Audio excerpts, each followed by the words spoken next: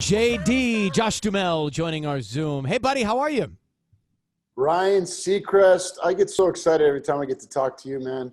And me, you. I see the balloon behind you. This is on our. We're looking at him now via technology, but he's got the balloon. I think it's the promo balloon from the movie we're going to talk about, isn't it?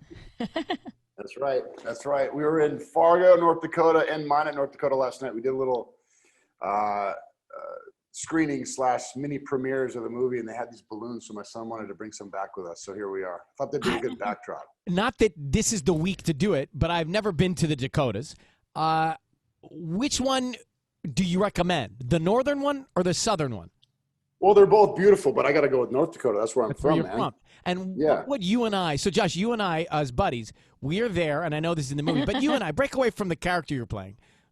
What would you and I do? And you know me a little bit. We're not quite the same. What would we do? It depends on the time of the year, Ryan. Okay. Well, summer, you have your shorts on. This time of the year, is maybe not quite as much fun as the summertime, but we might go,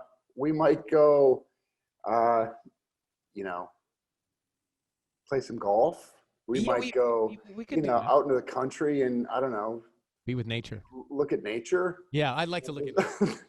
When I think about it, I mean, that we never ran out of things to do, but when I try to explain to you what we would do, I'm not really sure what we would do. We would just go and exist. Well, you wrote this movie. You wrote the script. You should know you wrote this whole thing. I did. Well, you want to talk about buddy games? I could go on about that all day long. So, what my friends and I did. That's part of the reason I wrote this movie is because you really got to be imaginative when you grow up in North Dakota. We played sports, we'd make up games, and it turned into this thing that we did every year. For the last 20 years, we've done this thing called buddy games, where we meet at either my cabin in Minnesota or we meet at my buddy's place. And it's a weekend of games and debauchery and all those other things. But it's mostly a reason for the guys to get together. And that's really the spirit of the movie. Is crazy and outrageous and debaucherous as it is. It's really about brotherhood and friendship and how valuable those friendships become as you get older. So he wrote the script, he directed the movie, and he stars with some of his friends in it as well. Yeah. How irons in all the fire there? How was that dynamic doing a little bit of everything? It was terrifying, man. It was one of those, I wasn't sure if I could do it. I knew that I always wanted to direct. I always felt like I could do it, but I guess what held me back was the idea that I'm going to have to answer to everybody's going to have questions because when you're sort of helming the ship, all the departments have questions about, okay, do you want this sweater? Do you want that sweater? Do you want, what lens do you want? There's just a million things that you have. And I wasn't sure if I would be able to have the answers to that, but I also knew enough to know that I didn't have to know all that. I had the right people around me. I had a great crew. I had a great cast. I had Dax Shepard. I had James Roday, who had both directed, and I leaned on them a lot. I have 20 minutes to shoot this scene, Dax. What do I do? He's like, all right, put the camera there and there.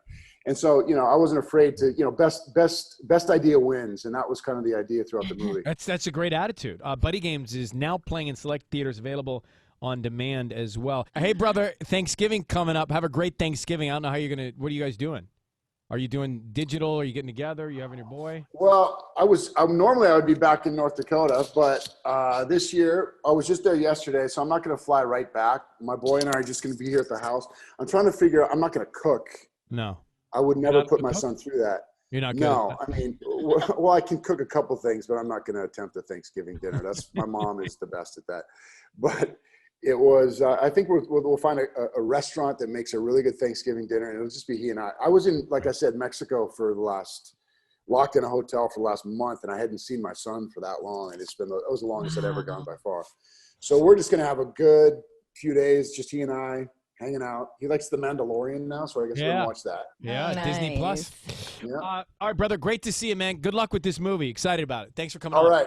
Thanks so much, you guys. Take care. Josh Duhamel, everybody. What was great about that story, you met him, he was a nice guy then. He's a nice guy now. His fame and his superstardom has not changed him. That's right. Goodbye. Well, I love you for that, man.